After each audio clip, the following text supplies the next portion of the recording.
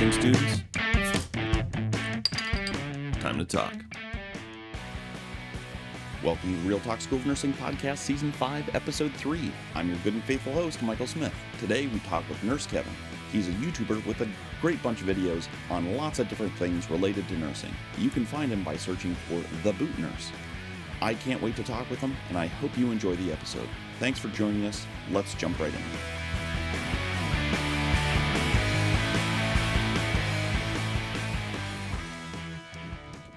All right, so first, welcome. Thanks for joining the podcast. Tell the audience who you are. I want to know a little bit more about yourself and like your career so far and kind of what's going on with you. Oh, okay, cool. Well, first off, thanks for having me on. I know I had reached out to you a long time ago when I was actually at the gym, and I don't know if you remember where I messaged you on Twitter, and I think I called you Brian one day completely by accident because I was talking to my friend Brian while I was at the gym. But for your audience, my name is Kevin Gibson, also known as the Boot Nurse. That's my little alias for my YouTube and all my social media platforms. I am currently active duty in the United States Navy. I have been in the Navy for 13 years, but who's counting? So I've been in the Navy for 13 years, and I am an active duty hospital corpsman as well as a Navy instructor. I teach anything from tactical combat casualty care to pre-hospital trauma life support and a plethora of other medical classes, as well as I coordinate a trauma nursing core course. And like I said, a plethora of other things that I do when it comes to coordinating. So essentially, that's my military background. I joined in 2007. So now, all of my juniors, they call me like an old head. I don't know what that means. I think they're just a bunch of haters. But I'm like, it is what it is at that point. I joined the Navy when I was 19. So you guys do that math. I'm not going to do it for you. But I love the Navy. The Navy has actually given me a lot of direction, given me a lot of time to figure out what I wanted to do as I was, essentially as we grow up through this military.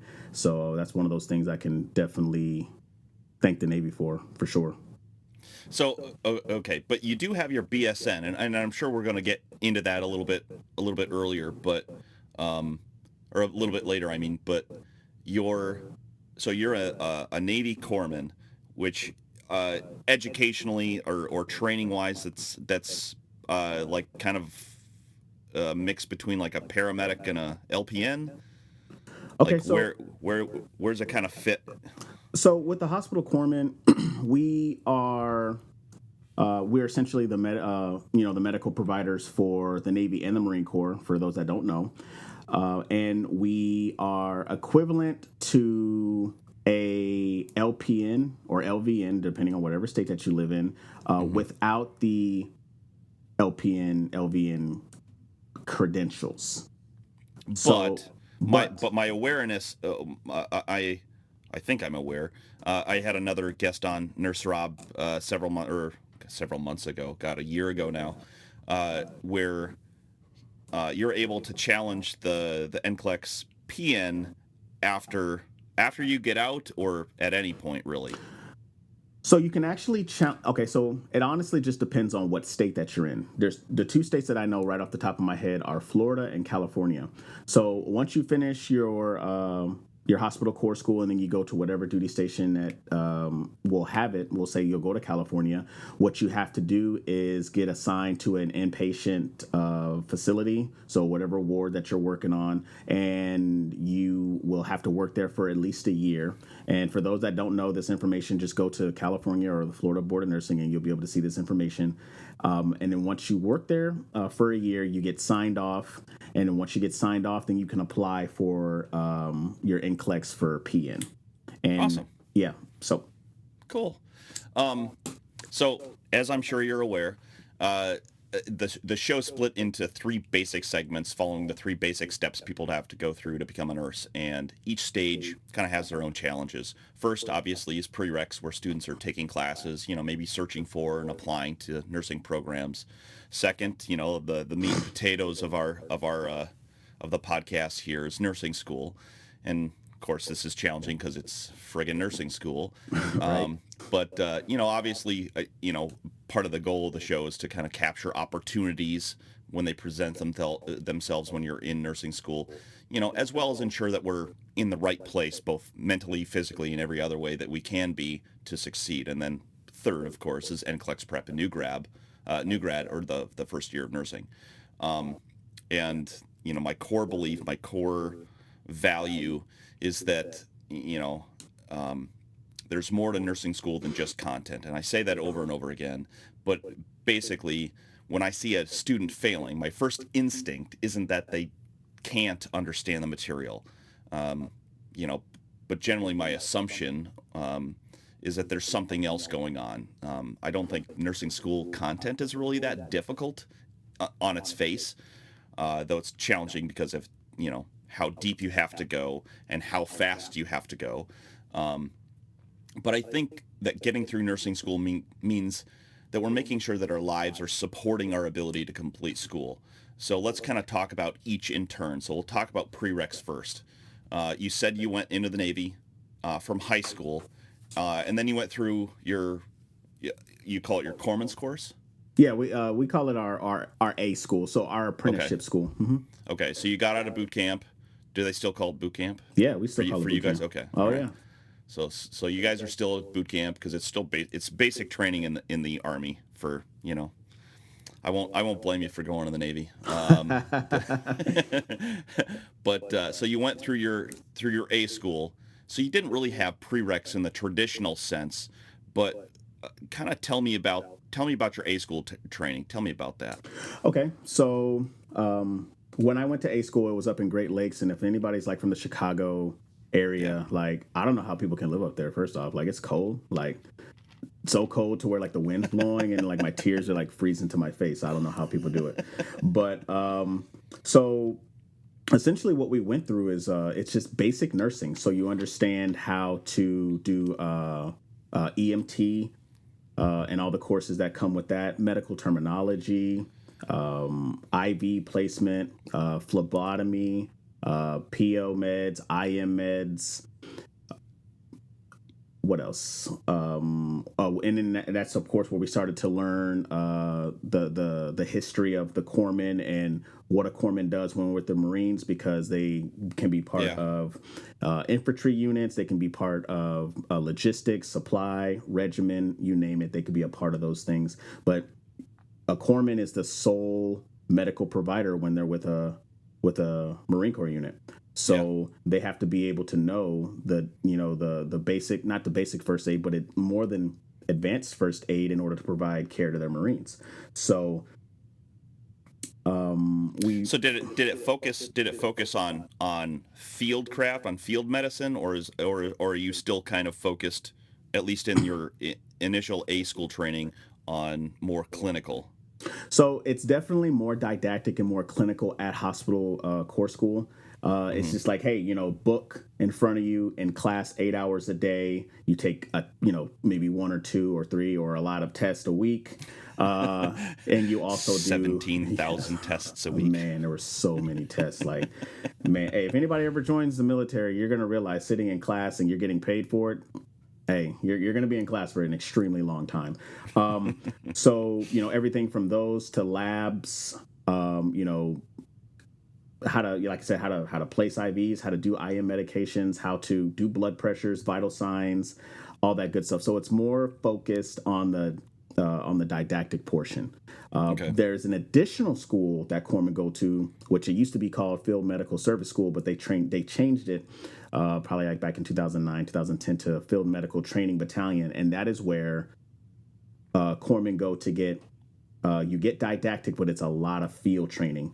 It's a Hmm. lot of hikes, so a lot of humps, a lot of doing stuff, a lot of just doing stuff like out in the field, so and I doing everything ruggedized. So it's great stuff. I I like that the difference between the Army and the Navy here is that you guys can call them hikes. I never went for a hike in the Army, especially in the infantry. Anyways, like we didn't go for hikes. It was marches. It Oh, was always okay. So, but you also did. So you have your BSN now. So you went through correct. your BSN program while on active duty. I So, did. did you have to do prereqs to qualify for your program before you started it, or did a lot of the training that you had kind of take care of that as far as the school's concerned? So as far as the school's concerned, the school itself appreciated that I had a lot of medical background in regards to being in the Navy, but just like any other civilian traditional student, I still had to do my prerequisite courses. I had to go to a community college and take my A&P 1 and 2. I had to take chemistry. I had to take micro. There were some things that they did consider, but they wanted you to still have those traditional courses in order for you to apply for the nursing program. Mm-hmm. Do you think, having been through both, do you think that the military training that you had was a lot more skills based, with a I'm like skills based with a how do I ask this question without sounding like a complete dick? Less focus on, but you know what I mean, like Yeah. less focus on the academic side, less focus on the. It's like, okay, well, you don't need to know why this works. Just understand that if somebody's bleeding out, you need to get an IV and some freaking fluids into them, for blah, blah, blah, these reasons. Like, and I don't mean it to be that stark, but Yeah. you're much more focused on skills versus knowledge. So they most definitely want you to have the basic knowledge in order for you to apply anything that you learn. But the military way is give them the basics, and then they will exceed upon those basics once they get to their first hospital or they get to their first unit, because it's kind of like shooting from the hip, trial by fire. Hey, you learn as you go. Versus how in the civilian sector, like if we talk about NCLEX, it's just like it's perfect world, when we know in reality it's not perfect world. It's never perfect at all. Yeah. So Okay. Well, here we're about 12 minutes, so let's take a quick break, and then when we come back, let's talk about going through nursing school, and especially while you were on active duty. So we'll come back, and we'll be back with Kevin, the boot nurse Gibson. All right. This is Michael Smith from the Real Talk School of Nursing podcast. Nursing school is a struggle for many. Everyone struggles at one point or another, even that seemingly bulletproof student you're thinking about right now. Some people will struggle with tests, some will struggle with clinicals or lab or sims, and some of those students who struggle with none of those things will struggle within the profession. Nursing school is a struggle for some from day one until the day you graduate. It was for me. It might be for you too. But trust me, if I can make it, you can. Just keep working hard. Be truthful to yourself. Be joyful in the hard stuff. On the other end of school is a profession that is amazingly hard. I'm not going to lie to you, especially in the first year. And the rewards, though amazing, are sometimes heartbreaking too. You will have to wade through a lot of muck and mud to get to these amazing little jewels of experiences that make coming to work worth it. Nursing and nursing school isn't just about learning content, about learning the tasks that you have to do. It's about learning to grow through adversity, coming out the other end stronger. You will struggle outside of school too, but I promise you when you make it, it's worth it. So I'll see you on the other end of this crazy nursing school journey. You're listening to the Real Talk School of Nursing podcast with Michael Smith. Hey guys, welcome back. We are here with Kebson. Your name is now Kebson. All right, cool. Kevin, the boot nurse Gibson. And we're talking about, we're in our nursing school segment, and I kind of want to talk to you because you got your BSN, and man, I can't imagine. Maybe your experience in the military is a lot different than mine, but uh, I would not have been able to go through school at the same time while I was in the infantry. And maybe it's a little bit different when you have online classes. That could have helped maybe, but like the late nights at trainings, early mornings, unpredictable training schedule. We'd get picked for Thursday night field problems, and we'd be gone all weekend, or like, hey, we're going to be there extra early on Wednesday morning because we're going to do an extra ruck march because we're motivated. And, weekend duty, like how, like maybe your life is just a little bit different now in the Navy as a hospital corpsman versus, an infantryman like I was. But like, how did you do that? What was nursing school like for you while you're working? I mean, because most people who go through nursing school, they have to debate. There's almost always a debate whether or not they're going to keep working through nursing school. Well, you didn't have the choice because you're in the military. So Yeah, true. What was it like going through nursing school for you? How did you do that? Well, let me just tell everybody, is like nursing school by itself is already hard. But doing it online is probably the worst experience I think I've ever experienced. Nursing school was hard, but doing nursing school online is probably about 5 times harder because you essentially have to teach yourself. For me, I had pretty much been an online student, for the majority of while I was doing my prereqs, because those easier classes you can take online. But when I started doing my science classes, you had to be in seat, and they came with a lab. And traditionally, you couldn't do a lab online. But I think nowadays they act well. With COVID and everything, they're allowing people to do certain programs that count as labs. So, like I said, it was extremely hard. The first thing for me is I knew that I wanted to be a nurse back in 2012, and then when the first time I said I wanted to be a nurse to somebody, they were like, "You got to go on a deployment," because at that point I was trying to do a military program so they could pay for school. And as soon as he said something about a deployment, about 3 weeks later, they were like, "Hey, you're going on deployment." I'm like, "Wow, that's great." So, and then while I was on deployment, I was part of a forward surgical team. So it was me and a bunch of other individuals. We had a couple of Army, couple of Air Force, and all that good stuff. Best experience I had, and that solidified me wanting to go to nursing school. So, like I said, when I came back in 2013, I was able to, start to pursue that. Fast forward to when I'm starting nursing school, doing it online is very beneficial for somebody who, can't get to a traditional class, because the traditional classes are done, 8 in the morning till 10, or, and then and a lot of those things that you couldn't do.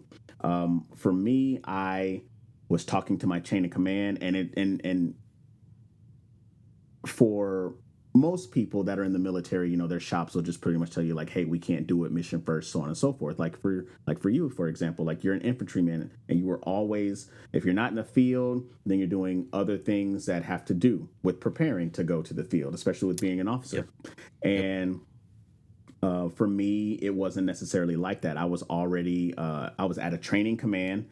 I was actively teaching. I used to be a surgical tech instructor. And when I told, my chain of command, which consisted of other corpsmen, other medics in the Army and in the Air Force, as well as nurse corps officers, they were all for it. I told them, "Hey, if I give you my 40 hours, be where I'm supposed to be, right uniform, haircut, all that good, military stuff, do I have your blessing to go to school?" And like everybody supported me 100%. And I did what I needed to do. And I started nursing school 2017, all online. Ugh. Like I can't. The biggest thing is that you have to have discipline. Like you have to have discipline. Like I had to talk with my wife, and I had to let her know, and she was supportive of that. And it was just it's a lot. Like it's a lot. Well, and I think the trouble with a lot of it'd be one thing. I think it's different if you are doing like the RN to BSN program. I feel like that one is a little bit more online-ish because you have your initial licensure program already out of the way. But if you're doing like an initial licensure program, I think I think what attracts a lot of people to the nursing profession is because it's skill. You're taking an active role in patient care. You're not sitting. You're not a radiologist where you're sitting in a dark room. You know, looking at pictures and very.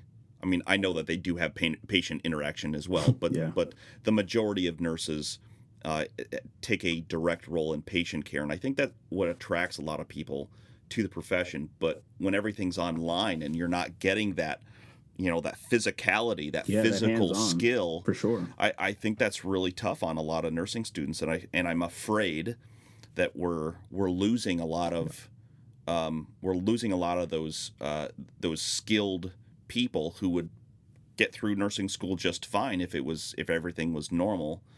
And I think the online environment is probably tougher on nursing students and the nursing profession. We just don't know it yet. Like we're going to realize it in about 3-4 years. Yeah. When we're like, oh, people are still retiring and we haven't been able to replace them yet. Yeah, there's gonna be A reckoning. I mean, there's gonna be like it's weird. It's gonna be like there's gonna be a generational gap. I guess if I could put it that way. Like when I did all of my didactic online, but I was able to do all of my clinicals here at the local hospital, which made it fantastic. But now, like with COVID, like you got people who are like, hey, I'm starting clinicals and I'm doing it online. I'm in a ton of Facebook groups to where you hear all these people saying like, hey, I don't feel like I'm learning anything. I'm afraid to touch a patient. Like I'm not even touching a patient. At least I could say for me is that I've always had patient interaction and I've always had patient hands-on. If it wasn't from working in a surgery clinic to being a basic corpsman and working in a like in the ER or working on the ward or working in a family clinic or something of the sort, is that I had those hands-on skills. But think about it now for we'll say some young lady or some young guy who is going into nursing school with COVID right now, and they were like a photographer, and then they have like no hands-on skills, or just straight out of high school. Straight out of high school, yeah, for sure. And I think like the advantage that I have, or that me and other people who have, from LVNs, LPNs to, people who have, some type of medical background, even like, CNAs, CMAs, they at least have the hands-on skills to be able to, get them through a little bit, have a bit of an advantage. But now it's just, you have these, you have all these people that are, even new grads that are just like lost. They feel completely lost. And then doing it online, you have to be a self teacher. You really do. I think there are some advantages to that. I mean, again, like you have to be very strongly disciplined to motivate yourself to go sit down in front of a computer for. I mean, at least when I was in school, I had a really long commute. So at least I got out of I got out from behind the computer screen for that drive and, and for clinicals and all that kind of stuff.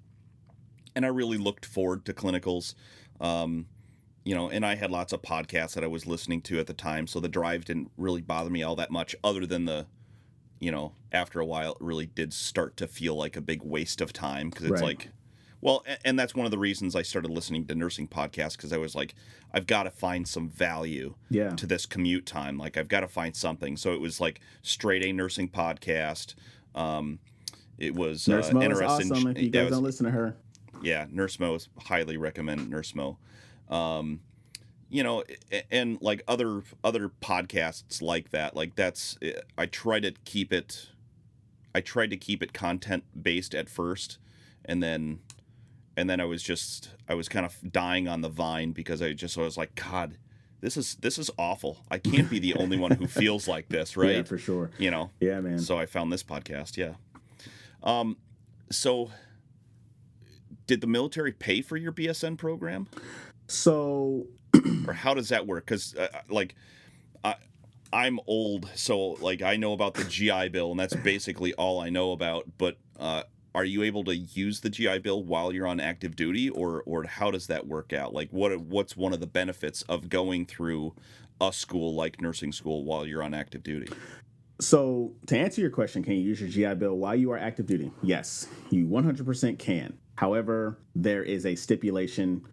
You have to at least be on active duty for 3 years, last I checked, in order for you to use any to use your educational benefits through e-benefits. So the military, well, I guess if you want to count it this way, like, did the military pay for school? The military per se, no, but my e-benefits did. So I used my not Montgomery. I used the post 9/11 GI Bill. Yeah. Which came into effect, I believe, in 2000, like August of 2009. So I used that while I was going to school. However, the military does have other options for people to get a bachelor's degree in nursing. Specifically for the Navy, they have the Medical Enlisted Commissioning Program, which is a nursing program. They have this Seaman to Admiral 21, which they have a nurse corps option, as well as other options for other degrees. They have another one called the Nurse Candidate Program, which is done through a recruiter, which is that's a really great program. If you get accepted to that program, either military or civilian, because civilians can do that one as well. So if you're one of those nurses, if any of your listeners, one of those nurses who were thought about joining the military, go find a local Navy recruiter and ask them about the nurse candidate program, and they'll tell you got to graduate within 24 months, pass that NCLEX. Once you pass that NCLEX, you get commissioned as a nurse corps officer. And you could, reap the benefits of sailing the 7 seas, like Davy Jones, whatever you want to do. So, but the military definitely does have those programs as well. And I know the Air Force. I'm sorry, I know the Army has the AECP, which is gives them, I believe, 24 to 36 months for them to get their nursing degree. And then they have a plethora of things, like you just got to look ROTC is one of those big ones. Like, absolutely. I commissioned through ROTC, and we were like one of the premium nursing schools, and we had probably,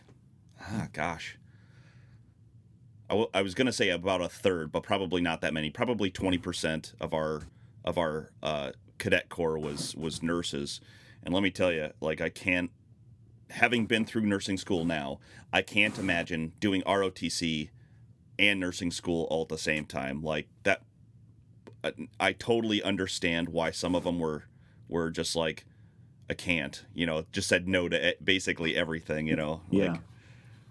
Yeah, for sure. And like nursing school will spread. Listen, nursing school will. Like I said, I wish you guys. I gotta start doing videos, man, because the missing, we're missing your facial expressions on that. It's just it's priceless. So it's priceless. So if anybody has seen my videos, they're starting to get better and better. By the way, I'm a very animated individual. So like if anybody ever works with me, you'll see that I'm a very animated individual. And I'm just letting everybody know, it's like nursing school it's definitely hard, but it's definitely doable. And it's doable. But what I want people to know is just like I did it while I was working 40 hours a week at least on top of duty. And if you guys don't know what duty is, it's like, your command quarters where, you stand and you just babysit. And as well as doing PT, and I was an instructor, so I had students as well. So there was and married and a house to take care of and all the responsibilities that adults have. We all have them, but we all have them, just like excuses. But excuses don't get you anywhere. You gotta push through it. But that's what I mean, though. I mean, and again, that goes back to that central point of this podcast is that you can have all of those things. You can be a young mother, you can be a young father, you can have a household, you can live an hour and a half away from school like I did. You can have a job, you can have all of those things, but you have to realize that school is your number one priority. And that's hard on the family. Like, Extremely. Yep, I am not going to be able to read to the kids this week, because I've got X whatever coming up, whatever the deal is. So like having all of that support structure behind you is, I think, one of the most important things in order to successfully make it through nursing school. Absolutely. So, I mean, without the support of your command structure, I'm sure it would have been nearly impossible. It would. I can pretty much tell you that it probably wouldn't have happened if I was with a Marine Corps unit and we were always in the field, or if I was part of ship's company. And ship's company, for those that don't understand, that means where you're attached to a ship and you do everything with the ship, is like when they go underway, meaning out to sea. And there's a lot of mission structured things that you have to do. It is like stuff like that is impossible to do because the mission always comes first. So I was in a prime position for me to pull the trigger on going to nursing school. Cool. Here, let's take a break here. When we come back, I want to hear about some of your NCLEX experiences, because you've got an interesting story there. Oh yeah. That's not dissimilar from mine. And I appreciate the story. So when we come back, let's talk about NCLEX, and then we'll talk about like new grad, first year in nursing and all that fun stuff. So we'll be right back with Kevin the Boot Nurse Gibson. God, I'm going to get through that. He's going to get it right, I promise. I'm going to get it right one of these days. It'll be the last one.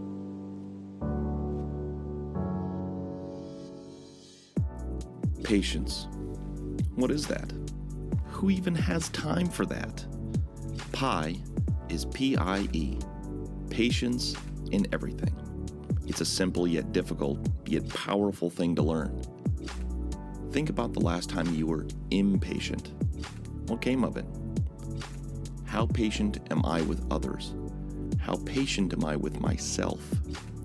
How patient and kind am I with the trials and unexpected turns in life?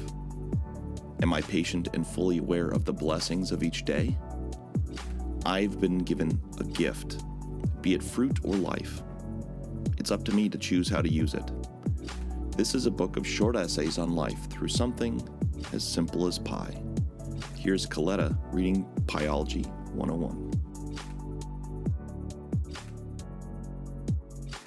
Piology 101, the synchronicity of pie in life.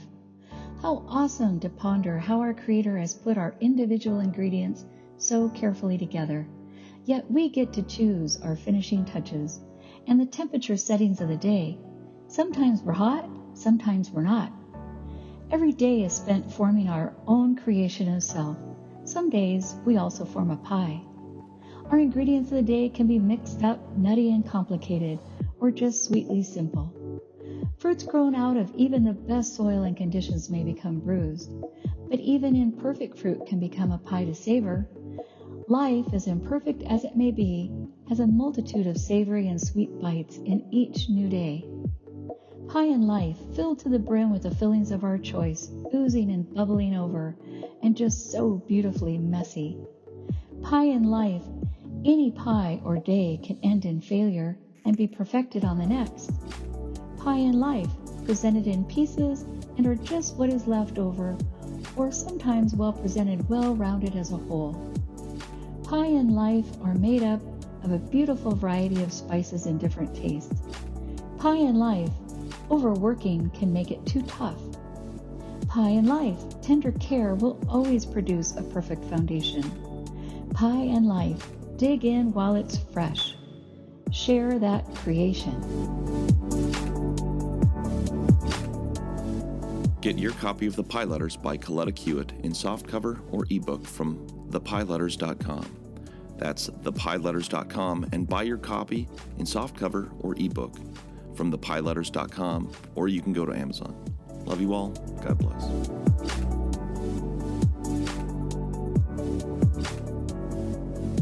You're listening to the Real Talk School of Nursing podcast. Well, welcome back. We are with Kevin, the boot nurse Gibson. I got it right that time. Hey. Let's talk about the NCLEX. You and I have a similar story. I failed the NCLEX my first attempt, and I passed on my second attempt. I got 75 questions both times. So the first one was so terrible that it kicked me out at 75 questions. And then the second one was good enough where I just, out in 75 questions, which was pretty good. But let's talk about your experience, because it's noteworthy. It is. It's definitely a unique one, and it is, and it's definitely like a story of perseverance, as well as it's like a Rocky story. I overcame, and I beat Drago at the end. Let me stop. So I'm just gonna be upfront. Is for me, I had a very, very large, in my opinion, content issue of understanding the content. And the main reason why is because I was thinking like a corpsman. Yep. I very, very similar. I had a big problem in nursing school because I saw things a lot from the practical side of things. Exactly. Absolutely. I saw it from a real world perspective rather than a perfect world perspective. That rather was my than the issue. NCLEX perspective. Absolutely. Sure. And I could tell you, I know this is a very professional podcast, but let me tell you, if you guys had a notebook of all the swear words, professional. If you guys had a notebook of all the swear words in every language, I used every single one when I was studying for this exam. So I'll take you back. A little bit. When I first started studying for my NCLEX, I had a lot going on the last semester of nursing school. I was in the middle of a PCS move, and if you don't know what a PCS move, it means I was transferring from one command to another, as well as I didn't know if my nursing school was going to allow me to still be in nursing school.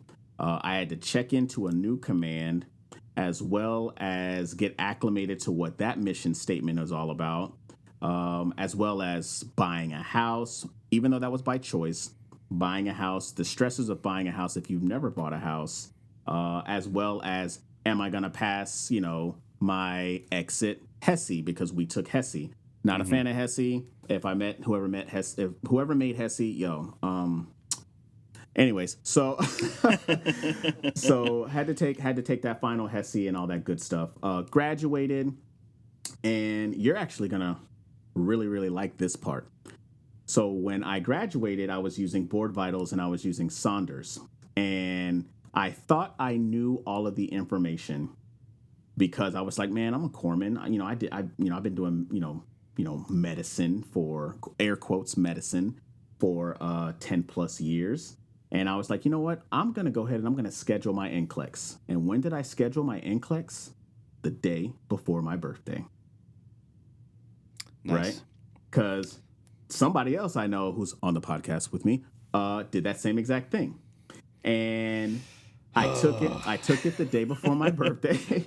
I took it a day before my birthday and, went downtown. I'm sorry. I took the exam and then I was like, you know what? I think I did all right. I got to 75 questions. And when it shut off at 75 questions, I was like, okay, cool. All right, we'll see in 2 days. So then I was just like, all right, well, whether I pass or whether I fail, I'm about to just go have a good time. Had a good time for my birthday. And then boom, I got the quick results and I failed. So in my mind, dun, dun, dun. Yeah. So in my mind at that point, I was like, well, at least I had a good time, right? So, well, but I think that's important. Let's pause there for a minute because at some point, one of these listeners, hopefully, well, yeah. Hopefully I still have listeners. No, I appreciate you got a lot. but somebody is going to fail. Like, it's going to happen. It happened to me, happened to Kevin. Like, it happens. It doesn't have to be the end of the world. And I think that, so my first piece of advice is that, number one, stay the F off of social media, stay the heck off the computer, like, stay off of all that stuff. Go and celebrate regardless of what the outcome is. Go out and celebrate that you passed this momentous occasion. You took a huge step in your life by going and finishing nursing school, studying, and then taking the NCLEX. Like, the NCLEX is, a stressful situation, and that's okay to celebrate. Yeah, and absolutely. If you have to start studying the next day, or if you get to finally, like, go to your boss and go buy your blue scrubs or whatever color scrubs you are, like, hey, you took a big step, and I don't want to just fly by that. Right. Yeah. So you had a good time the day after. I had a good time the day before, and then like I said, I got the exam. I got the results for the exam, and when it happened, when you fail anything that you studied hard for, or that you've been trying to accomplish, you feel some type of way about it, and then you start to think, there's a reevaluation portion that you go through. And so I sat there and I thought to myself, well, what is my problem? And I could tell you one thing that my problem was, and it was for the fact that I was lazy and I thought I knew the information based off of my medical experience, and I did not. I thought like a corpsman. I thought like a surge tech. I was not thinking like a nurse. So that was one of those things that took an extremely long time for me to figure out. So once I reevaluated that, oh, by the way, don't attempt to study and then take a nap, because even though I believe naps are mandatory, they don't help you pass NCLEX. So I just wanted to throw that little plug out there. You can have naps. They just need to be planned. Yeah, mine were. I'm very regimented. I'm very regimented in that way. It's like, okay, if you set out your schedule where you're going to study for 4 hours or 2 hours or whatever your tolerance is. Like, okay, if I'm going to study for 4, then I get an hour, and the hour can be anything you want. Right. But that means that you got to work really hard for that 4-hour period. Right. And but you weren't doing that? No, look, here it was. It was like I was flying at the seam of my pants. It was like there was inconsistency. I had no structure, and it took me multiple times to figure out what my structure was. And usually I'm a very structured person because of how I was at work. But it's just like when it came to this, it was just like, I know it. This test isn't going to beat me. I know it. I know more than this test. And maybe that was a bit of arrogance, but it was just that's in the end, that's what really hurt me. So you took this. So tell me about your second time. So your second attempt. Okay, so I talked to a couple of girls that I went to school with, and I really hope that they are listening to this. They're I call them my two Jennifers and a Valerie, because obviously that's what their names are. And we were classmates in school, and one of them had UWorld, and she was telling me, she was like, Kevin, you really got to try UWorld. You really got to try UWorld. And I'm just like, okay. But remember, like I said, I had a content issue. And one thing I'll say about UWorld is that UWorld now, in hindsight, is fantastic. Their questions are structured very, very close to the NCLEX. Their rationales are extremely in-depth. But if you have a content deficit, it's very hard for you to understand those things, because then you're going to try to memorize rather than critically think. And that is that was just me personally, what I started to understand. So she was telling me about UWorld, and then I have the infamous Mark Klimek audios.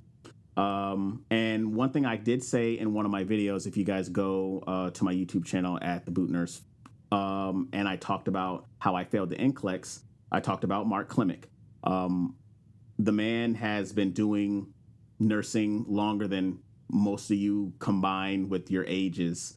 And he has put a lot of time and he's put a lot of work into his craft, to where he makes that review extremely relatable to just normal things. So support that. Support that. If you have the audios, fine. You know, I mean, it's out there, but support that, man. So it was kind of funny. I sat here one day and I was just like, man, as I was listening to his audio, I was like, man, does he have an actual review? And then, you know, like this, I did the craziest thing.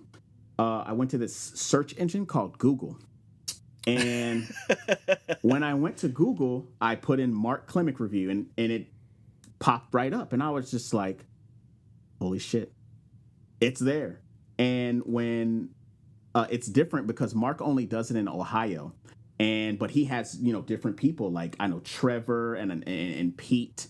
They do certain regions of the country. So I was just like, holy crap, I'm going to go ahead and I'm going to sign up for this. So I signed up for it and I went to Houston and I stayed there. The review was a Friday, Saturday, and a Sunday. And it was honestly better than the audios because it was a lot more interaction.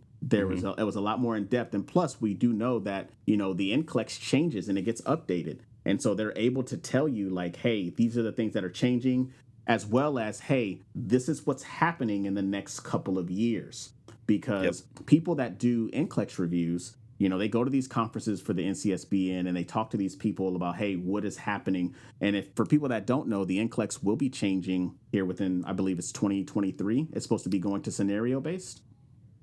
I thought it was 2022. Is it 2020? Oh, yeah, because I think this is the last year. They'll start implementing changes, I think, next March or April. Right. So in the near future, it's going to be going to scenario case study base for you guys to take the NCLEX. And, you know, those reviews such as Kaplan, Mark Klimek, so on and so forth, are preparing for that, or already prepared. So you get that updated information. So went to his review, thought it was fantastic. I did mine with Pete, like I said, in Houston, and he's a great guy. That dude's super duper smart. Also a veteran in the Air Force. And I studied it, and I ended up, I believe, taking it in February 2019. And then I had planned on actually taking my exam in in April of 2019. But there was a hiccup while I was trying to get my application to the Board of Nursing. I was also waiting for my authorization to test, also known as your ATT. And there was a hiccup there. So I had to get extended. So we'll say, I believe it was July, I had to take my exam again. And when I took my exam again, I got 265 questions. Now, that's a marathon, man. So now let me tell you. Everybody, when they go take their NCLEX, should expect to get all of them. Yep.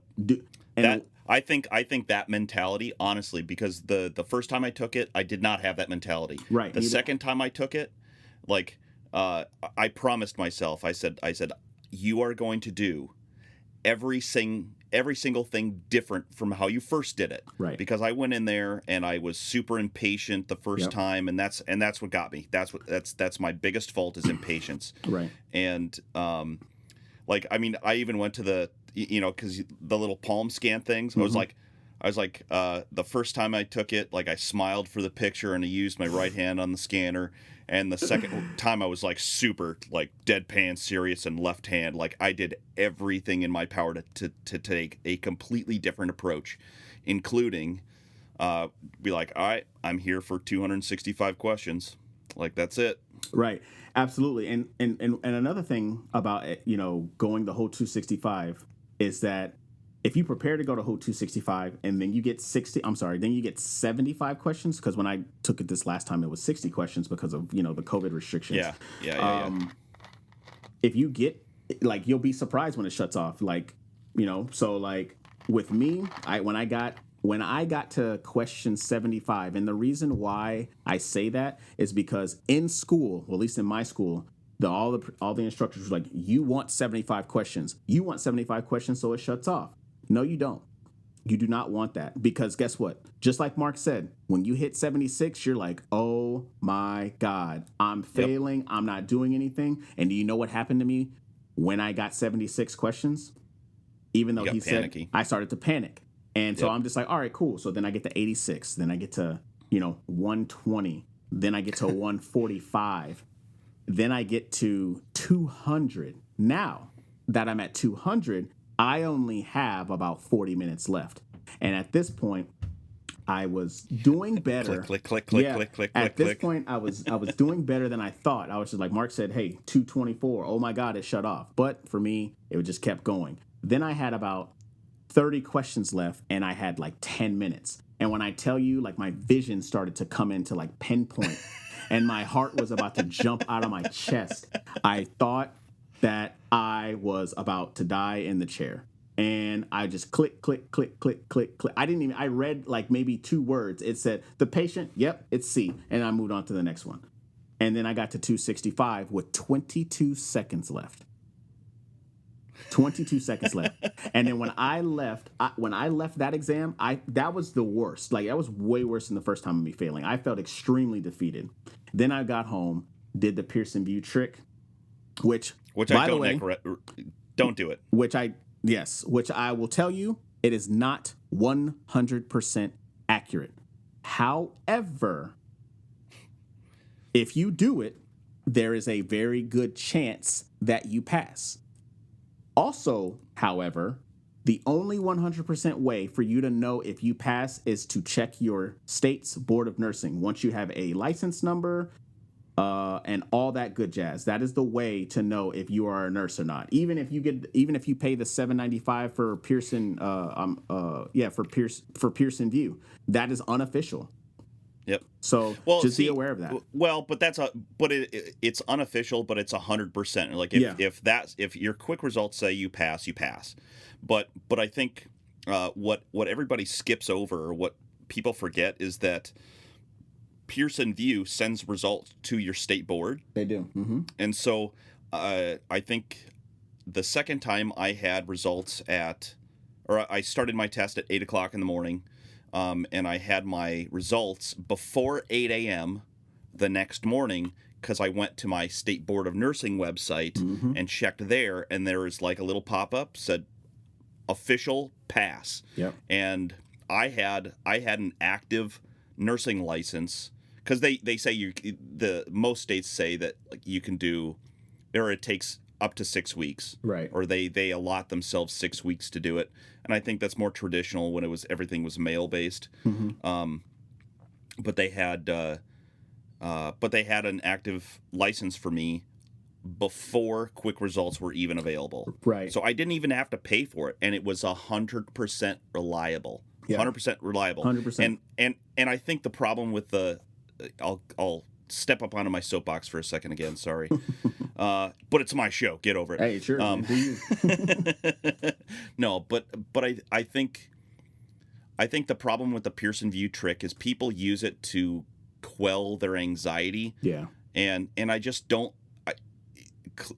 Out of all of the people I've talked to about it, even once they get the good pop-up, they don't feel good. Yeah, it doesn't relieve the stress the way that they hope. Right. And I just don't, and if you get the bad pop-up, there's plenty of people who get the bad pop-up and they still pass. I'm like, so what's the point? If it's not accurate and you don't feel good about it afterwards, why do it? Exactly. And that's what happened. I did the Pearson VUE trick, and it said it declined my card. And I was just like, man, I failed. And then I was just like, all right, now I'm just waiting around for the next 2 days. And then, of course, I failed. Yeah. And at that point, I was just like, I know what I did wrong. That's exactly what I said. I know what I did wrong. So immediately, as soon as I got the fail, I reapplied for my exam. And I took it again in September. And I was still using UWorld as my Q&A and for my rationales, and I was using Mark Klimick, the audio, as well as I have the actual blue and yellow book, which hey, you guys be looking out for that might come to somebody. The blue and yellow book, which is fantastic, and I was like, I know what I need to do. So I use UWorld, I use Mark Klimick, the audio for passive listening. So I would just put it on, like I was listening to a podcast which is really, really bad. Like, I could sit here and I could tell you every little quote that Mark Klimick has ever said, and it's always stuck in my head, and it always will. And so I took my exam in September, and I felt a lot better. I was a lot more calm, and then I didn't do the piercing view trick because I was like, nope, I'm not doing it this time. I'm just gonna be okay, and that's fine. Then 2 days later, I paid for the quick results, and then I failed again. So that's 1, 2, 3. That is 3 times that I failed the NCLEX. And I think it's important to realize that 90% of those who take the NCLEX pass the first time. However, and this is not a great statistic because there's other things built into it, but if you fail the NCLEX, usually if you're a second attempt or further, your chances of passing the NCLEX the second time is 40%. So it's very, very reduced. And I think there's some reasons for that. Like, people don't correct the problems that they have. I'm attest to that. Yeah, I don't think that that letter that you get, I was like, these are the areas that you're like, okay, that doesn't tell me if I really suck at cardiovascular knowledge. That tells me, like, because within each of those, like, that doesn't, the categories that they have doesn't give you the content categories, that gives you the question type categories, and I don't really like that. Yeah, neither do I. And like, when I failed it, like, at this point when I failed it, I had let my mentors know. And then and I had really sat there in the back of my chair, and I was like, man, like I said, I'm a failure. I said it out loud. But I was by myself when I said it. And then I was like, I'm a failure. And then I walked up, and about 5 minutes later, I was walking around, and I was like in my office, and I was looking at, just like my military stuff, just like all the little accomplishments that I have from, if it's not from an award, then it's like from a picture or whatever. Mm-hmm. And then I realized it's just like, man, I'm not a failure. I was just like, you're not doing something right.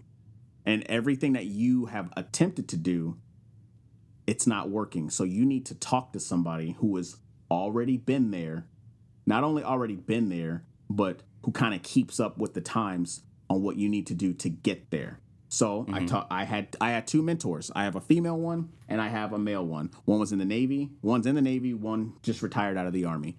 And my female mentor, she's fantastic. Anissa, I don't know if you ever hear this, but you're great.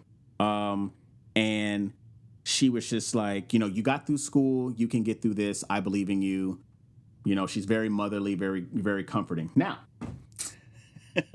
to my Army mentor, he legitimately looked at me and he was just like, you obviously aren't doing some shit right.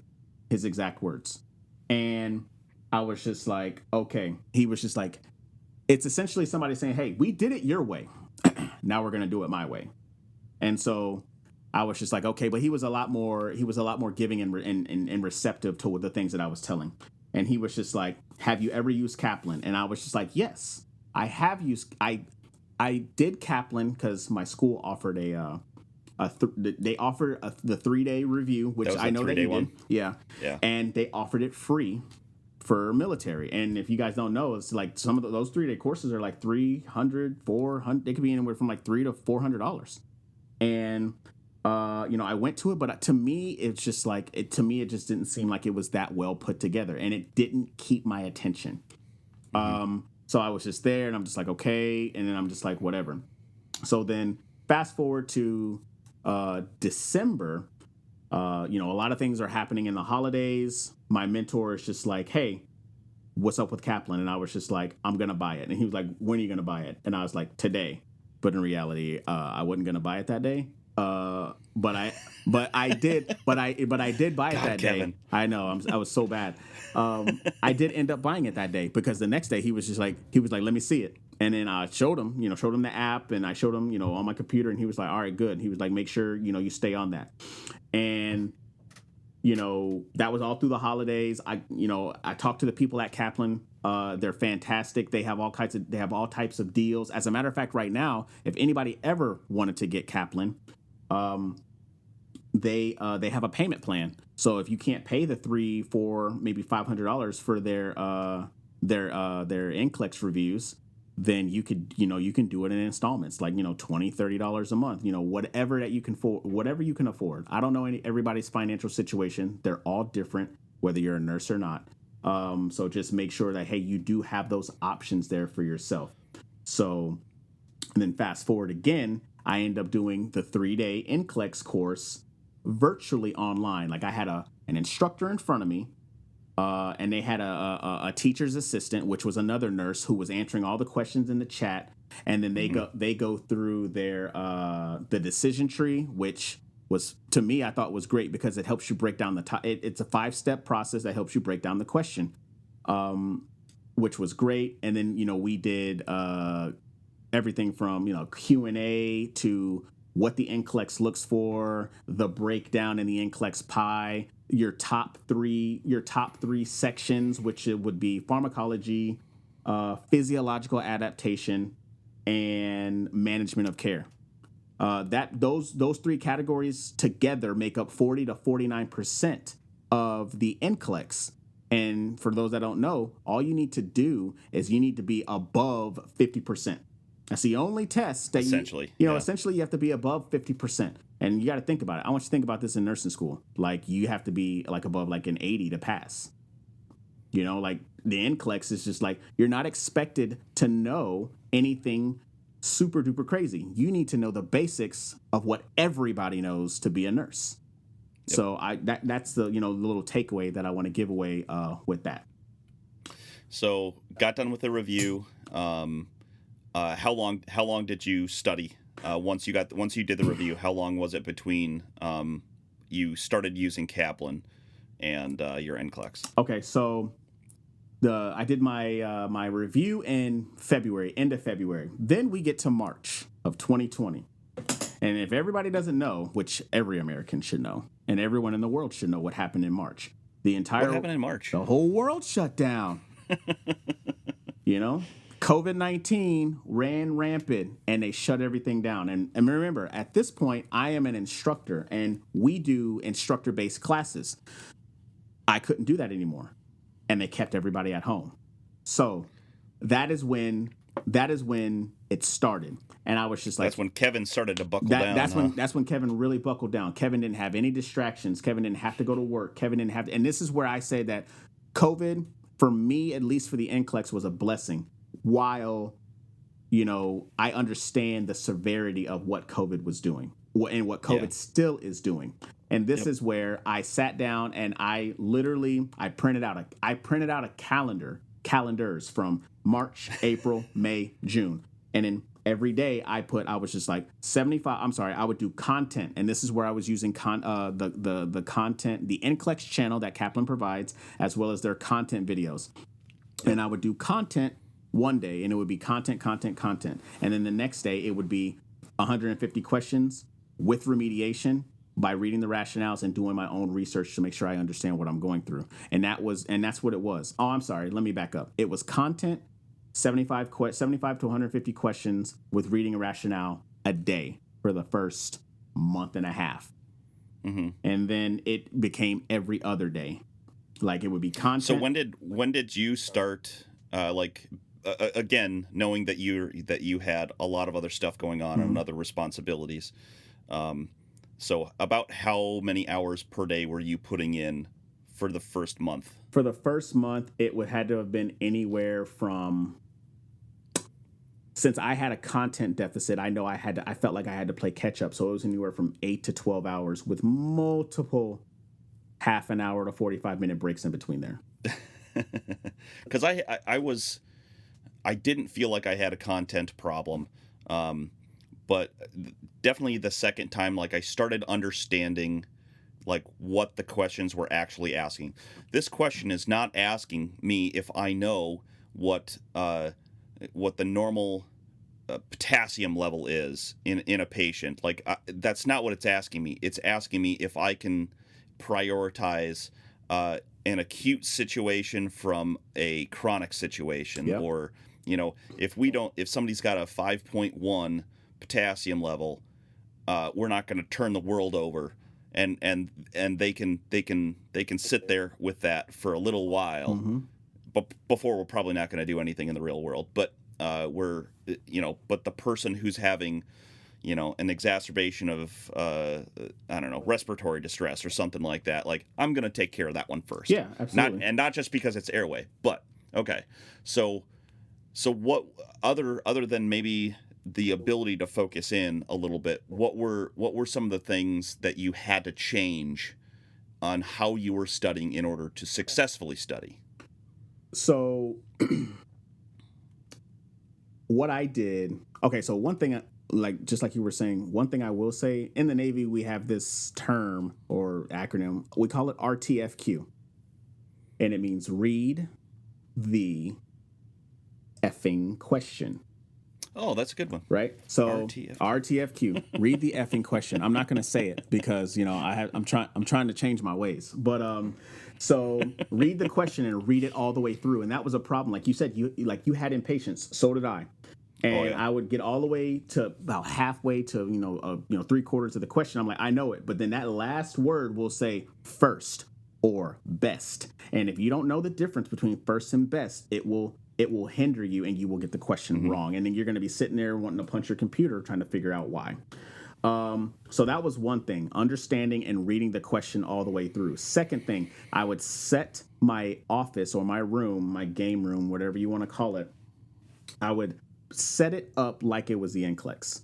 I would take everything out. My phone has a feature on it called Zen mode, which you can put it on and you can set it, I think, up to an hour. And it will lock your phone, except for emergency calls only. It will lock your phone and it will not allow for you to do anything. Because the first thing that we want to do when we get on a break, or the first thing that we want to do when we're not understanding a question, is that we want to go straight to the phone. And so what I did is I put it on Zen mode.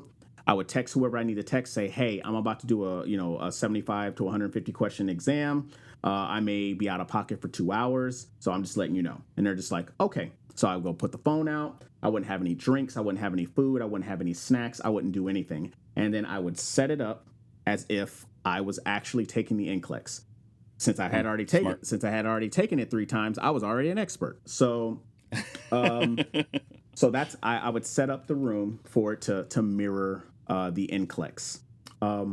Another thing that I did, which is another motivational thing, is for all the listeners out there, if you don't do this, do this. I want you guys to get pieces of paper or multiple pieces of paper, and I want you to put I will pass NCLEX, and I want you to post them everywhere throughout your house. The bathroom, the front door, the shower, your dog's house, your back door. I don't care where you put it, because that right there is, that is, I like to say, like, positive reinforcement or speaking it into existence. Because what I used to do is I would turn to the left. Anytime I wanted to get up from the computer, I would turn to the left and it says, I will pass NCLEX. And then I would answer myself. I would be like, damn right you are. And then I'd turn right back and I'd start answering questions. Yep. Nice. So I like that. Well, here, let's take a break here. No. How about I want to hear just a shorter version. I want to hear I want to hear about your fourth and final attempt when we come back. Very well. So let's take a quick break. Let's do the final and fourth attempt. And then I want to talk about your first year, your experience as a new grad. And then I kind of want to talk about navigating going into the military, if somebody's thinking about that. Yeah, for sure. And kind of your experience there, because obviously that's unique to your experience from any other guest that we've had. So let's talk about, again, we'll do fourth and final attempt, experience as a new grad, and then navigating the military and medical recruiters specifically, if somebody is thinking about going that route. Awesome. Okay? Yes, sir. Our sponsor for this segment is Bergman Grossman's Day-Old Countryside Open Air Fish Market. We're all strapped for cash, so why spend your hard-earned money on fresh fish when you can spend less money on a slightly older fish? Let's be honest. Is a day-old fish sitting in the sun in the geometric center of the United States really that much different from fresh fish that's sold at oceanside markets? Some of the fish might be slightly older than a day, but that just means it's discounted even more. Cook it over a campfire and you'll never be able to tell the difference between necrosis and good old campfire char. So go down to Birchman and Grossman's day-old countryside open-air fish market right across from the Sunset Motel and RV Park in Belfouche. Mention the Real Talk School of Nursing podcast for a free basket of raw crustaceans. Take them fresh or ship them anywhere in the lower 48 via the U.S. Postal Service for their $8 special 6-day guaranteed delivery service. So stop down at Birchman Grossman's day-old countryside open-air fish markets in downtown Belfouche, or stop by for the grand opening of their second location, Birchman Grossman's 2-day-old countryside open-air fish market just off Highway 85 in Jolly Dump. Pasture parking and porta-johns are available for all paying customers. BYOTP, or bring your own toilet paper. Birchman Grossman's day-old countryside open-air fish market. If you think the name is a mouthful, wait till you try the fish.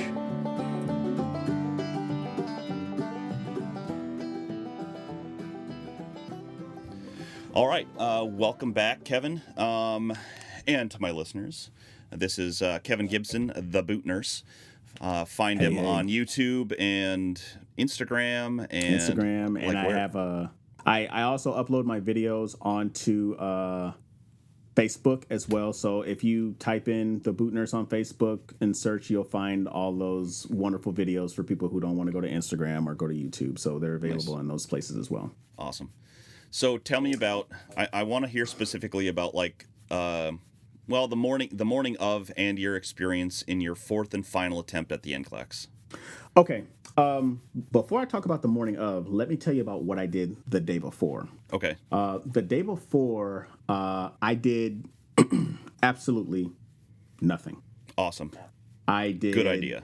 I did absolutely nothing. I closed every computer that I had, and I went to my favorite sandwich shop. And if anybody's ever in San Antonio, there's a sandwich shop. It's called Gino's, and they're the number one sandwich shop in the city and number 21 in the country. Sandwiches are awesome. So anyway, I did nothing. I went to go get lunch over there, talk to the owners, and then I went back home, and then I started watching, TV. That box that projects pictures, because I haven't really looked at it for so long. So I ended up watching some TV. I'm a big fan of Rick and Morty, if you guys don't watch Rick and Morty.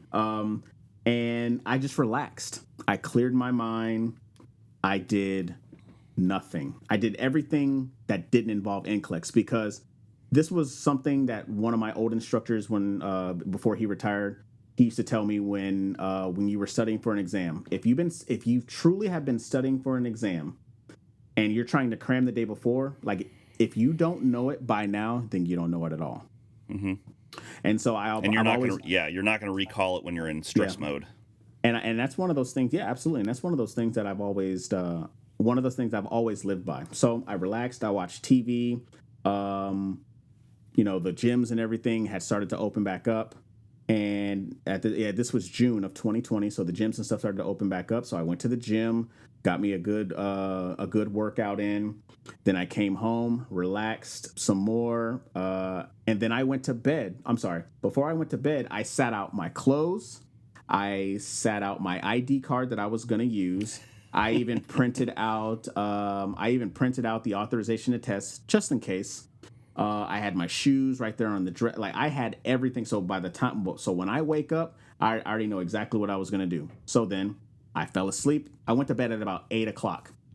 And then I woke up 8, 9 o'clock the next morning. As soon as I woke up 8 o'clock next morning, my exam wasn't until 1 o'clock. And the main reason why my exam wasn't until 1 o'clock was because I mirrored my exam to how I studied. I usually didn't start studying until about 1 o'clock in the afternoon, because when I would wake up at 8 and I would study content, from about 8 till about noon, take an hour off, then I would start doing questions. So I kind of mirrored it that way. Mm-hmm.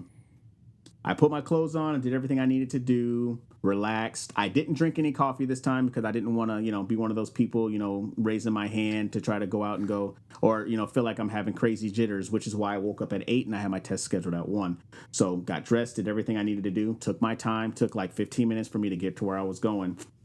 Once I get there, I said to myself before I got out of the car that I was like, I will pass NCLEX on my dashboard, and I was just like, oh, you're gonna be a nurse when you come back. And then I got out and went up to the testing center.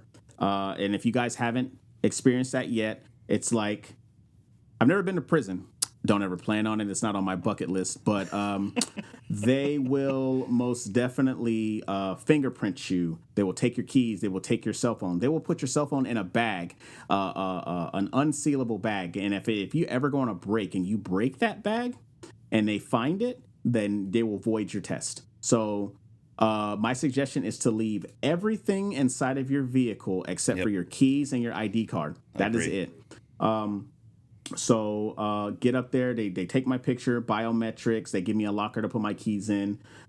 And at this point, I'm just very, very relaxed because I had been the way that I had studied was the same way I was about to take the test, but the only thing that was different was just the environment. But I had already set my environment up to look like that. While I was studying. So I talked to they did the biometrics, the palming and everything. Then I go in, I sit the test, and at this point, I take one deep breath, and then I'm like, let's get it. And then press, I started, and then I have this thing to where when I would lean towards the desk and I would put my palm on my face, and I was doing that while I was studying. So by the time I got to about question 8 or 9, I started to do that. And at that point, I knew I was comfortable because that's how I always took my exam. I would be about, 8, 9, 10, 12 questions in. Then I lean forward and I would just sit and I would just look. And then that's where my comfortability was. And then I knew I would always do time checks. I would get to question 30 and I would be like, where am I at? I'll be like, all right, cool. I'm making good time. Oh, and also when you guys take your exam, you guys can turn the timer and you guys can turn the counter off so you don't see what question you're on and so you don't see how much time you have left because a lot of people will get distracted by looking at both of those and they'll be like, oh, man, I'm not where I need to be. Just go with your flow and you'll be fine. So when I got to a certain question, I was like, let me see what question I'm at. I was at question 30 and I had already been doing it for about 40 minutes. And I was just like, oh, okay, I'm making good time. No, I'm sorry. Yeah, that sounds about right. So then I go back into my same position and I click through. Now, the select all that apply questions, or people call them SATA, or people call them Satan, whatever. I definitely lucked out this exam because out of all 60 questions, I probably got about 9 of them. Now, if we talk about when I did 265 and 75, it had to have been more than half the exam, and that was horrible. So I got about 9 of them. Then I get to question 55, and I'm about an hour and 5 minutes in.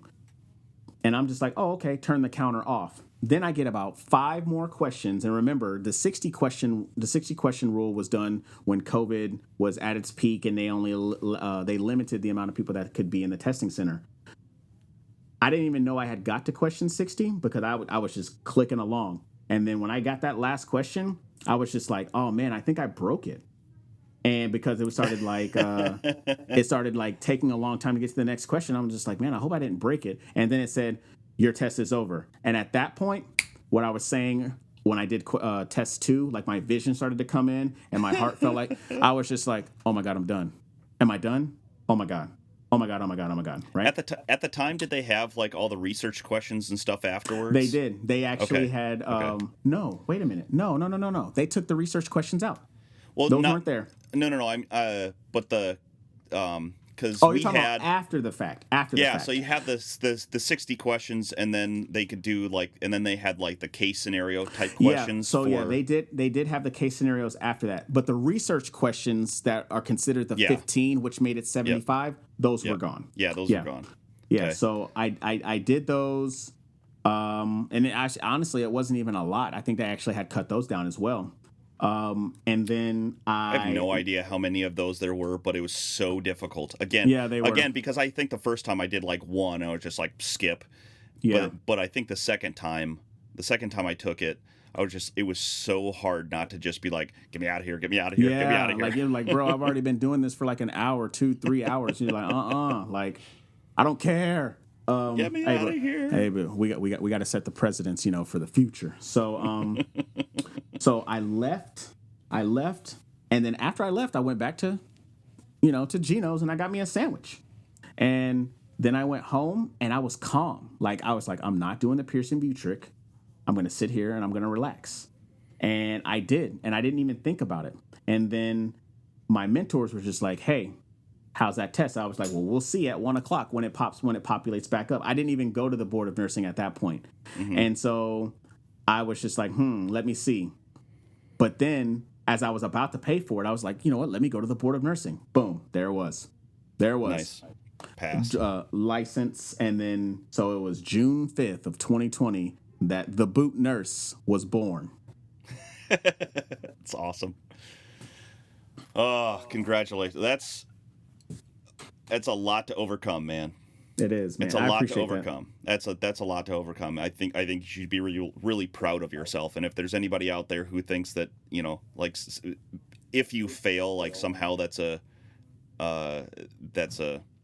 narrative on your ability to be a nurse or a narrative of your knowledge, clearly it's not. Some of us, I think some people are a lot more prone to be too practical. That was another problem that I had in school, is that I would focus in on knowledge that was needed to that would be useful in a practical setting. Like we're like, well, this makes sense. Seems important to know, and I'm like, this seems like arcane, crazy to know kind of knowledge. I'm not going to spend a lot of time, learning that. And of course, nursing school and NCLEX style questions, like they're gonna take equally from nuts to know and need to know. Absolutely. Yeah. So tell me. So let's talk about new grad. Your new grad experience. So you passed on June 5th. When did you actually start working, or did you start working as an RN? Okay. So this is something else that's other people may find fascinating. That when I did get my license, I wasn't allowed to work. And let me kind of give people a little bit of a backstory. Since I am still active duty in the military, I fill a billet.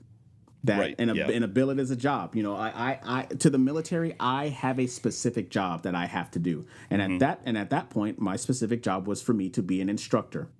And they were just like, when I passed and everybody knew, they were like, hey, that's great. Good on you. We're glad that you're a nurse. However, you are still, enlisted to fulfill a job. And we don't want you to get out there and get sick. And I was just like, well, I became a nurse to be a nurse. And, unfortunately, it kind of comes with the territory, even though it shouldn't. But I digress. So that's kind of what happened. So I couldn't work. And so essentially it's like, the whole liability issue, my commanding officer was just like, I care about you and I don't want this to happen. But then, I kind of dropped one of those things on him. I was like, sir, if we were downrange, would you care about me going on foot patrols? Yeah, I would care about you. And he didn't like that answer. He didn't like that answer at all. So weird. So just a little note to some people out there, just be aware that those things could happen. If you're active duty, is that you are there to fulfill the mission first, and then your other stuff second. But here's a really good upside to that, is like that is when I decided to start the YouTube channel. And the main reason why I said the YouTube channel was because I don't want people to feel how I felt. And I want to be as informative as possible. Like, I don't want to do content like, hey, let me show you how to do an IV, or how to do an IM injection, or how to swallow. Oh my God, how to swaddle a pediatric patient. I don't want to do that. That's what Nursera is for. I was just like, let me just be informative. Let me tell everybody what I use. Let me tell everybody all the information that I find out, so that way they can, make informative decisions for themselves on what they can and can't use. Like, I made a review about Picmonic because I used Picmonic while I was doing research to figure out other things that could help me remember, blood components, or DKA versus HHNK, or HHS, or all those other things, along with Mark Klimek. So that's why I was like, that's why I wanted to make the YouTube channel. So from June until January of this year, that was like, okay, I can still do this on the side type deal. But now I do have a job to where I am now going through the new grad experience in a burn ICU. Awesome. Yeah. So how long have you been there? I literally just started. I believe it was on the 21st of January. Okay, so you're real new. I'm brand new into brands. Even though I graduated in 2018 and I got my nursing degree in 2020, I am just now starting to do a job as a nurse. So I'm still considered a new grad. Yeah. Because I've never done anything in regards to it, and I just started. So if somebody was in your position and they wanted to stay in the military, would they be able? I'm sure there's a program where somebody in your position could get into the nurse corps from where you are, get commissioned, and get into the nurse corps if they wanted to do that. So like I was saying, there's those programs that are available. But if you can't get into those programs for whatever reason, if you already have your license and you already have your degree, you can always moonlight. And of course, if you guys don't know what moonlighting is, it's like, you work for the military, when you're required to, and then on your free time or your liberty time, free time. Yeah. On your free time, you can work a part-time job, as a registered nurse. Now they are letting people do that. You just have to get the permission from your chain of command, and they're letting people do it now because it's starting. There's a little bit more control over COVID and in the direction that it's going for the most part. So that's how you can gain your experience as a nurse, whether it be you can't do it full time, but do it part time. And once you get enough experience, you could join any of the branches. I could tell you right now that if you could join the Army right as you pass, like once you get your license, go to an Army recruiter if you want to be an Army nurse, and then they will put you through the process. The Navy is a little bit more difficult. The Air Force is they take people as well. So those options are all out there for you to work as a nurse, especially if you want to work as a nurse in the military. I think my understanding is that, and I think this is straight across the board, is that if you wanted to go active duty, you don't have to have experience prior as a nurse in order to go active duty, because you're going to get the training there, the training and experience there. But I think if you want to go to National Guard or Reserve, I think they want you to have either 6 months or a year of time before you start serving, because you need that experience, because you're not going to have that 24/7 nurse military nurse lifestyle. Mm-hmm. So that's an option. So let's I think you add a really interesting component because of your military experience and working in the medical field while on active duty. So I'm wondering if we can kind of close out the show, if you can talk to those in the audience who are thinking about starting off their medical career by joining the military. And the first thing I want to talk about is recruiters, the good, the bad, the ugly, and like how people can navigate that, medical recruiters. Okay, so you want to talk about the enlisted side. On the enlisted side, yeah. Okay. All right. So the first thing that I'm going to say is that whether it be the Army, the Air Force, or the Navy, just in my opinion alone, is that when you get like, bar none, like you get the best experience, and you get it fast. Um, I'm a corpsman. I'm very biased about being a corpsman. I love my corpsmen, but I also love my Army medics, and I also love my Air Force techs. Like, I met some phenomenal people, through my 13 years of service. And when it comes to recruiters, the first thing that I'm going to tell you is to know what you want. A recruiter's job is to get you into the military. Your job is to figure out what you want. Do you want to be a combat medic? Do you want to be a surge tech? Do you want to be a lab tech? Do you want to do medical logistics? What do you want to do? So, do your part, do the research, look up as much stuff as you can, and then go to a recruiter and say, hi, my name is so-and-so. I want to be a hospital corpsman. I want to do medical. And then they're going to be like, okay. But then if they try to sway you and say like, oh, hey, corpsman's not available, or hey, combat medic's not available, but we got 88 Mike. You could be a truck driver, but he's like, but if you want to be if that's not what you want to do, then don't do it. The biggest thing is that you have to figure out what you want to do, and then you let the recruiters know, because they will try to do whatever they need to do to get you in to fill a seat. Yeah, because they have a mission, and they have needs of the military might be, okay, we've got this job is unavailable, or the military has a greater need for whatever. For it doesn't matter what the rank or the rate is. It's rate for you guys. It's MOS for us guys. So correct. But so they have an agenda too, and it's important to remember that is that they have a job, they have an agenda, and it's important that once you decide that you want to go into the medical field through the military, that you not get dissuaded by that. Like, there's other ways that you can do it, but so tell me about what normal life is. What's daily life like in the Navy as an enlisted person working in a hospital setting? Okay, I'm glad you broke it down specifically like that. I was like, because, I mean, I feel like, at least with the Navy, we're the most forward deployed. So like, I could be I could be in a hospital, and then I could get, pulled to do other things, or I could be on a ship, doing medical coverage and all that good, or be with the Marines, or be with, whomever else.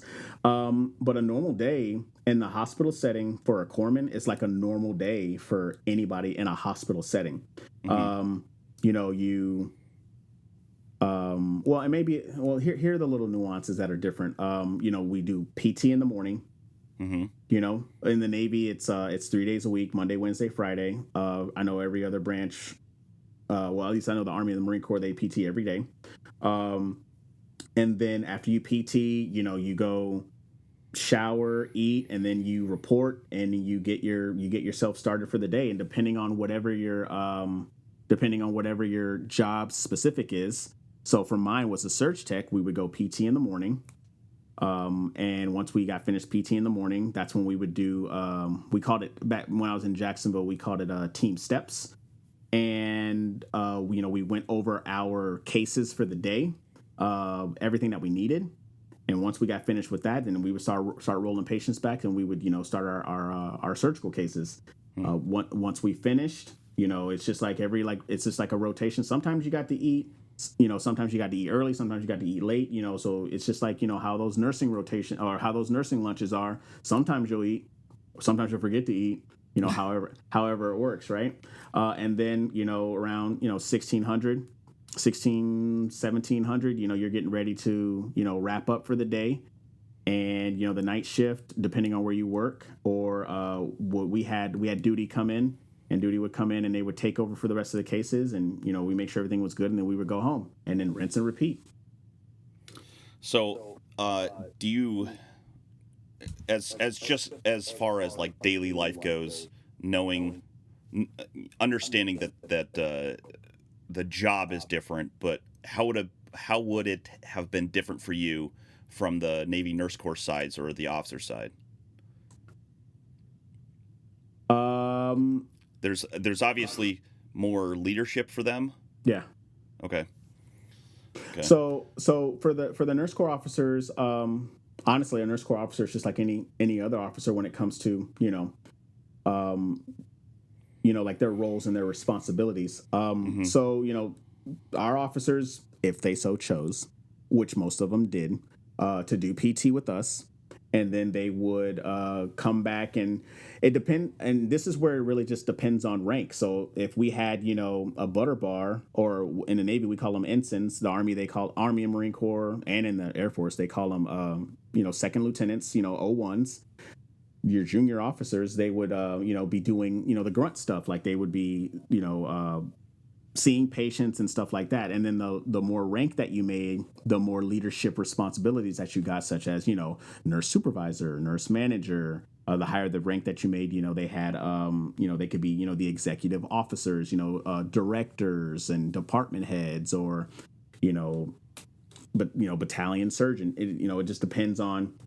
Or I'm not battalion surgeon. I'm sorry. Like your battalion leaders, if they were in charge of a battalion aid station, stuff like that, if they were on the Marine Corps side. So the daily life honestly just depends on what specific job that the nurse had, as in like if they were ICU nurse, OR nurse, PACU nurse, or whatever. Besides the leadership stuff, their stuff was exactly like ours. Cool. All right, let's wrap it up. I want to hear the boot nurse's wisest words of wisdom. Man, I got a lot of them. If you could pick one thing to pass on to a nursing student, somebody who's looking at nursing school, a new grad, or somebody's prepping for the NCLEX, anywhere along that perspective, those differing perspectives, what's the one thing that you would want someone to hear from the boot nurse? I'm gonna sneak two of them in. All right, the first thing I'm gonna say is to get a mentor. Like there are reasons why people are where they are in this world. So if you want to be a nurse, or if you want to pass your NCLEX, or if you want to be a nurse manager, or if you want to do travel nursing, if you want to, be president, a millionaire, a billionaire, find those people who are already there, because there's something that they did and there's something that they didn't do for themselves to get there. And I can tell you right now, the number one thing that they have is a mentor in order for them to be successful. And the next thing I like to say is, I learn new things every day. And so learn new things every day. That's my words of wisdom. Because just because you're a nurse, or just because you are an engineer, or just because, you're, a boot corpsman or a boot medic or whatever that you are, like everybody has to start somewhere. And we all have to learn different things every day in order for us to progress through life. So learn new things every day. It's okay. And no one's expecting you to be an expert, but learn it and then build from that. Awesome. Kevin, thanks so much for joining me. We had a nice long show. Hopefully we had hopefully you had a good time on the podcast. I'm glad we were finally I'm glad we were finally able to connect. It's been a long time coming. Oh yeah, absolutely, man. I appreciate you having me. All right, one quick thing I just want to let everybody know is like, this dude is doing some really great stuff, and he's really, taking his time to just let us know about like the realness that happens, from nursing school to, getting your first job to doing the NCLEX, so hey, make sure you guys come through and support your boy. Thanks. Yeah, man. Now, I've already forgot. If somebody wanted to come and see some of your content, where would they go again? Oh man, like I don't know. Like I have this shirt that says "At the Boot Nurse" on all social media platforms. Not all social media platforms, but no. If anybody wants to see any of the videos and stuff that I post, you guys can check out Instagram, Facebook, and YouTube, and the handle is "At the Boot Nurse." I put out videos. I try to put out a video once or twice a month, but since I just started working, it may be once a month. I am extremely active on Instagram. So if anybody has any questions, comments, concerns, gripes, moans, groans about anything when it comes to, nursing and the level of where I'm at, I have no problem talking to you. I don't charge anybody. A lot of people ask me that. I don't charge yet. So you better get it while it's free. And get what you paid for. Absolutely. All right. Thanks, Kevin. I'll talk to you later. All right. Thanks, man. Take care.